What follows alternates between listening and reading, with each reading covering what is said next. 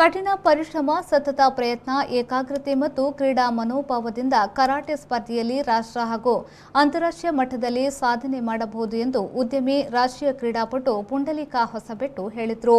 ಅವರು ಮಂಗಳೂರಿನ ಭಾರತೀಯ ವಿದ್ಯಾಭವನ ಪಾಂಡೇಶ್ವರದಲ್ಲಿ ನಡೆದ 32ನೇ ರಾಜ್ಯ ಮಟ್ಟದ ಕರಾಟೆ ಸ್ಪರ್ಧೆಯಲ್ಲಿ ವಿಜೇತರಾದವರನ್ನ ಸುರತ್ಕಲ್ ವಿಶ್ವಕರ್ಮ ಸಭಾಭವನದಲ್ಲಿ ಅಭಿನಂದಿಸಿ ಮಾತನಾಡಿದರು.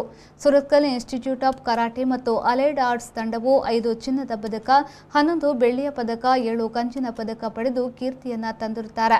ಮುಂಬರುವ ರಾಷ್ಟ್ರೀಯ ಮತ್ತು ಅಂತಾರಾಷ್ಟ್ರೀಯ ಕರಾಟೆ ಸ್ಪರ್ಧೆಯಲ್ಲಿ ಇನ್ನೂ ಹೆಚ್ಚಿನ ಪದಕಗಳನ್ನು ಗಳಿಸಲಿ ಎಂದು ಕರಾಟೆ ಸ್ಪರ್ಧೆಯಲ್ಲಿ ವಿಜೇತರಾದವರನ್ನ ಅಭಿನಂದಿಸಿ ಮಾತನಾಡಿದರು. ಕೆಲವು ವರ್ಷಗಳಿಂದ ಅವರು ಸ್ವತಃ ಬ್ಲ್ಯಾಕ್ ಬೆಲ್ಟ್ ಆಗಿ ಅಂತಾರಾಷ್ಟ್ರೀಯ ಮಟ್ಟದಲ್ಲಿ ಕೂಡ ಪ್ರಶಸ್ತಿಯನ್ನು ಪಡೆದಿದ್ದಾರೆ. ನಮ್ಮ ದಿನೇಶಾಚಾರ್ಯರವರು ಅವರು ಇವರಿಗೆ ಮುಖ್ಯ ಶಿಕ್ಷಕರಾಗಿ ಸಿಕ್ಕಿದ್ದು ನಮ್ಮ ಮಕ್ಕಳ ಸೌಭಾಗ್ಯ. ಯಾಕೆಂದರೆ ಅಂಥ ನುರಿತ ಒಂದು ನಮಗೆ ಶಿಕ್ಷಕರಾಗಿ ಸಿಗುವುದು ಅಪರೂಪ. ದಿನೇಶ್ ಆಚಾರ್ಯರವರು ಅವರ ತ್ಯಾಗ ಪರಿಶ್ರಮದಿಂದಾಗಿ ಈ ಸಾಧನೆ ಮಾಡಿದ್ದಾರೆ. ಈ ಮಕ್ಕಳು ಕೂಡ ಒಳ್ಳೆಯ ಪ್ರಶಸ್ತಿ ಗಳಿಸಿದ್ದಾರೆ. ಈ ಮಕ್ಕಳಿಗೆ ಅವರಿಗೆ ಸಾಧಾರಣ ದಿನೇಶ್ ಆಚಾರ್ಯರಿಗೆ 36 ವರ್ಷದ ಅನುಭವ ಈ ಕರಾಟೆ ಇದರಲ್ಲಿ ತರಬೇತಿ ಶಿಬಿರ ಇದರಲ್ಲಿ. ಅವರು ಕೂಡ ಒಬ್ಬ ನುರಿತ ಕರಾಟೆ ಪಟು ಕೂಡ, ಬ್ಲ್ಯಾಕ್ ಬೆಲ್ಟ್ ಹಾಗೂ ಅಂತಾರಾಷ್ಟ್ರೀಯ ಕರಾಟೆ ಪಟು ಅವರು.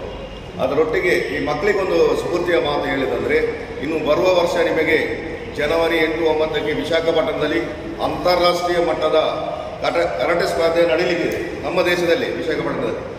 ಆದ್ದರಿಂದ ಮಕ್ಕಳು ಇವತ್ತು ರಾಜ್ಯ ಮಟ್ಟದಲ್ಲಿ ಪ್ರಶಸ್ತಿ ಪಡೆದ ಮಕ್ಕಳೆಲ್ಲರೂ ಇದಕ್ಕೆ ಕಠಿಣ ಪರಿಶ್ರಮ, ಸತತ ಪ್ರಯತ್ನ ಹಾಗೂ ಏಕಾಗ್ರತೆ, ನಿಮ್ಮ ಈ ಪರಿಶ್ರಮದಿಂದಾಗಿ ಕ್ರೀಡಾ ಮನೋಭಾವವನ್ನು ಬೆಳೆಸಿಕೊಂಡು ಮುಂದಿನ ಅಂತಾರಾಷ್ಟ್ರೀಯ ಮಟ್ಟದ ವಿಶಾಖಪಟ್ಟಣದಲ್ಲಿ ಆಗುವ ಆ ಕರಾಟೆ ಸ್ಪರ್ಧೆಯಲ್ಲಿ ಇದಕ್ಕಿಂತ ಹೆಚ್ಚಿನ ಸಾಧನೆ ಮಾಡಿ ಅದರಲ್ಲಿ ಗೋಲ್ಡ್ಗಳೆಲ್ಲ ಪರ್ಚೇಸ್ ಮಾಡಿ.